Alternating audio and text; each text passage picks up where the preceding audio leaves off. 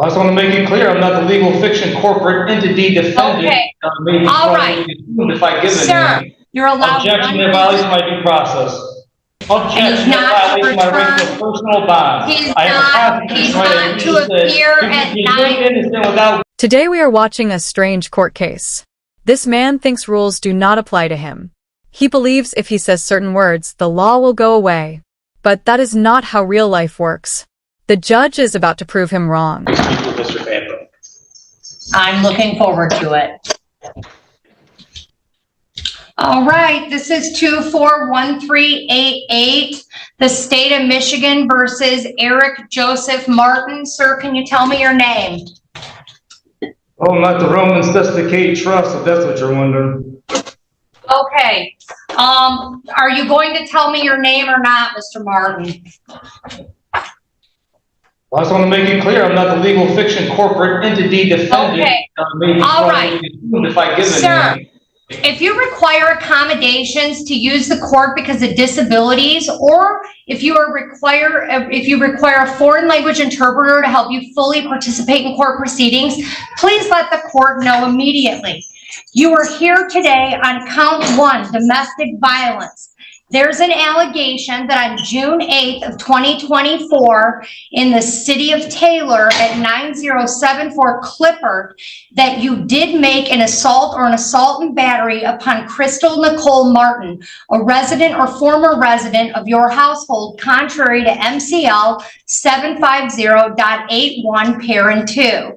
This is a misdemeanor punishable by up to 93 days in jail and or $500. A consecutive sentence may be imposed under MCL 750506A if the assault was committed in a place of confinement.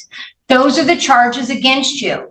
You've been brought to court on a misdemeanor charge, and you have the following basic rights: to plead guilty, not guilty, or to stand mute. If you stand mute, a plea of not guilty will be entered, and you may plead no contest with the permission of the court. You have the right to a trial by a jury and to have the assistance of an attorney. You have the right to an attorney appointed at public expense if you are indigent, meaning you cannot afford to pay for an attorney. If the offense requires a minimum jail sentence, this charge does not have a minimum jail sentence. The court determines that it might sentence you to jail, and the appointing authority, which is the court, would decide if you are indigent and appoint counsel if you are eligible. You may have to repay the expense of the appointed attorney, and you may contest your ability to pay the ordered fees if the court attempts to collect any costs for an attorney, and the court must then determine your ability to pay. Mr. Fanto, a court-appointed defense attorney, is present in the courtroom. It's my understanding he attempted to meet with you, and he was advised that you did not want to speak with him. Is that correct?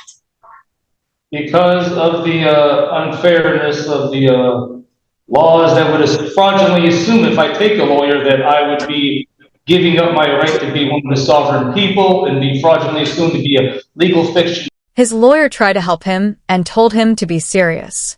But he ignored the advice and kept talking foolishly. People who act this way in court usually lose. He thinks talking a lot will save him, but it won't. The judge will not be tricked. Mr. Martin, if you have a trial, you have the following rights: to call witnesses to speak for you at trial, and you could get an order signed by the court to require those witnesses to come to court. You have a right to see, hear, and question all witnesses against you at trial. You have a right to be a witness for yourself or to remain silent. And if you chose not to be a witness on your own behalf, the prosecuting official could not comment on your refusal to testify. You also have the right to be presumed innocent unless proven guilty beyond a reasonable doubt. If you plead guilty or no contest and your plea is accepted, you will not have a trial of any kind, and you will give up the rights that I just listed to you. You also have the right to be released on bond. If you are now on probation or parole and you enter a plea of guilty, or a finding of guilt is made by a judge or a jury, it may result in a violation of your probation or parole. The court can sentence you to jail and fines plus cost. And the court must tell you on the record the name of the offense, the mandatory minimum jail sentence, if any, and the maximum possible penalty for the offense, including jail, fines, and both, which I've already done.